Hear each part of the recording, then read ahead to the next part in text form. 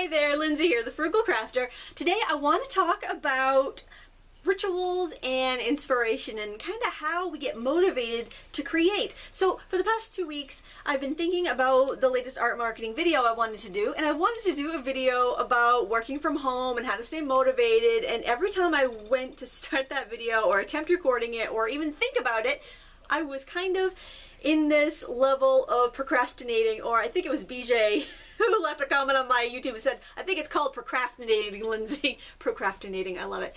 So I was thinking, well, what is it that kind of pushes us to go from just thinking about crafting to actually creating something? So I was thinking about that today. I kind of segment my day. Like, I get up around between 6 and 7, I tackle all my emails, I make a plan for my day, I get the kids off to school, I walk the dog, and then I usually hit the studio. But if I don't go right down to the studio and I go back on the computer to finish up emails or invoice or do all the other unfun business stuff that you wouldn't believe I have to do as a frugal crafter, when I have to do that stuff, then I just kind of like feel my creativity wane and I just can't seem to come down the stairs. But then I realized if I'm still upstairs by 11, I'll have lunch, have a cup of tea, and then I'm ready to come back down and I'll power through the rest of the day in the studio. And I realized that having lunch or that brewing a pot of tea, that is my ritual. I do that and then it helps push me down the stairs, helps push me down to my craft room so I can start creating. I know if I sit in a comfy chair, I've got my nice hot cup of tea, maybe I have a podcast going, or I'm catching up on something on Netflix.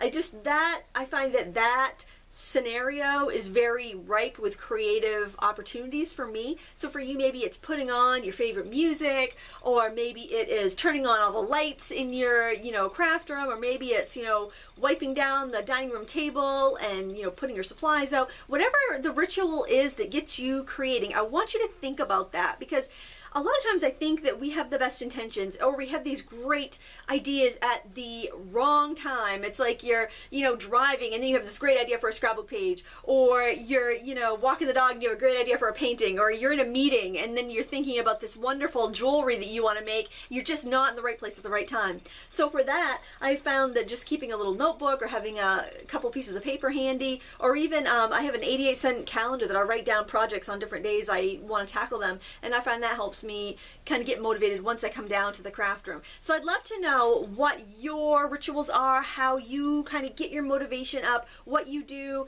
to make your environment really open to creativity. Do you turn the radio on? Do you, put on your favorite TV show to play in the background? Do you, brew a pot of coffee? What do you do to get those creative juices flowing? I want to hear it, because I'm always open for new suggestions, because I think that we're happiest when we make the best use of our time and we spend most of that time creating in our art studios, craft rooms, or dining room table. Wherever you want to create is just fine. So leave your comments below. I get as many ideas from you as you do from me. I am sure of it. I want to thank you so much for watching. Please give me a thumbs up and subscribe. If you're not a subscriber already, we'd love to have you share this on your different social medias. I just joined Instagram. I know, I have like 2 pictures up. It's not very exciting. But I'm now on Twitter with the handle Lindsay Weirich, and that's my Instagram too. So I don't know, Frugal Crafter was already taken. Can you believe it? I want to thank you so much for watching. Until next time, happy crafting.